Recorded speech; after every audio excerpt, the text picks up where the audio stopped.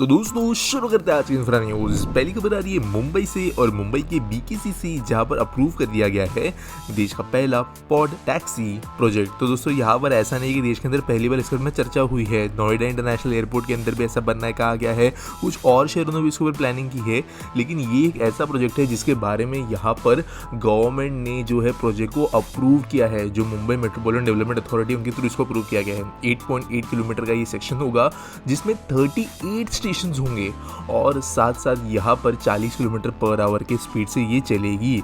यहाँ पर बांद्रा स्टेशन और कुल्ला स्टेशन दोनों से ये पॉड टैक्सीज ओरिजिनेट करेगी और बांद्रा कुल्ला कॉम्प्लेक्स के अलग अलग हिस्सों में जाते हुए ये लोगों को पहुँचाएगी।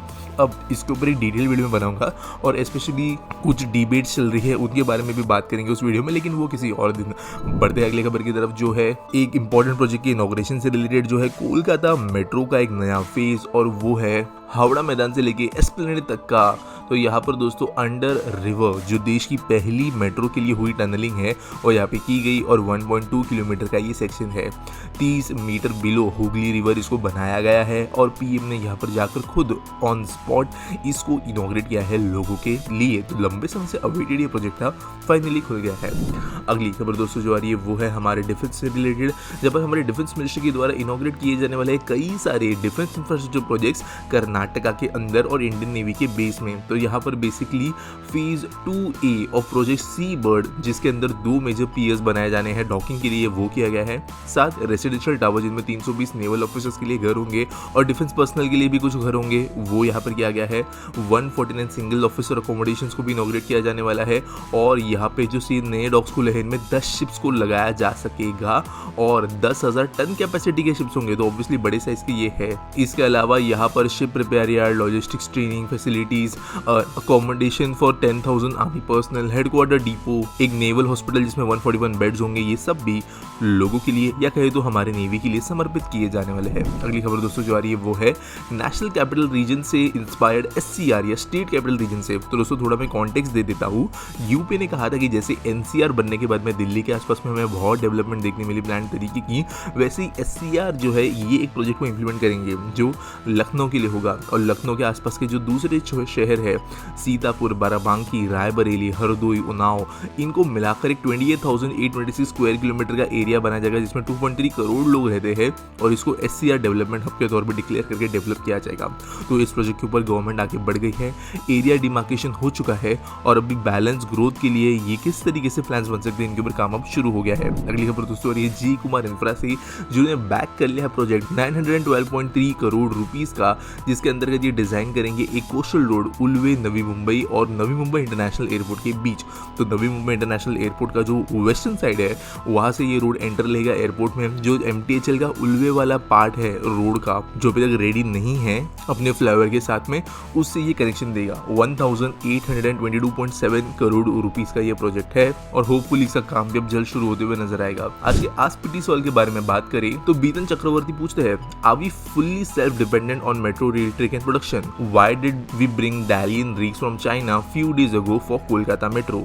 तो देखो यार, दुनिया के अंदर, मैं यहाँ पे क्लियरली बोल रहा हूँ, पूरे के पूरे दुनिया के अंदर एक भी कंट्री नहीं है जो फुल्ली डिपेंडेंट है मेट्रो रेल टेक प्रोडक्शन के लिए। चाहे फिर वो सीमेंस हो, एल्स्टॉम हो, बॉम्बार्डियर हो, एम्ब्रेयर हो, बड़ी बड़ी जितनी ट्रेन बनाई कंपनीज है, इनको भी जो सेमीकंडक्टर्स वगैरह हो गए, कुछ टेक्निकल कंपोनेंट्स हो गए, वो जापान, चाइना, ताइवान, इनसे मंगवाने पड़ते हैं। अब बात करें मेट्रो प्रोडक्शन वाली चीज़ की, तो यहाँ पर दुनिया के अंदर बहुत कम देश है जहाँ पर एक्चुअल में फैक्ट्रीज है मेट्रो कोच बनाने की, जिनके अंदर हम एक्चुअली मेट्रो के जो रेक्स होते हैं या ट्रेन के जो रेक्स होते हैं वो कोई प्राइवेट कंपनी असेंबल कर रही है, सारे पार्ट्स को लगा रही है वहाँ पे। और जो मेजर सप्लाई चेन के पार्ट्स होते हैं, सीट्स हो गया, कोच हो गया, बॉडी हो गई, मोटर्स हो गए, पैंटोग्राफ यूनिट्स हो गए, ट्रांसफार्मर्स हो गए, जो कंट्रोल सिस्टम्स के अंदर के कई सारे कंपोनेंट्स हो गए, जो ड्राइवर्स होते हैं इंपॉर्टेंट से, ये सब के सब चीज़ें जो है वो देश के अंदर बनाकर करने वाली कम कंट्रीज है। इंडिया उनमें से एक है।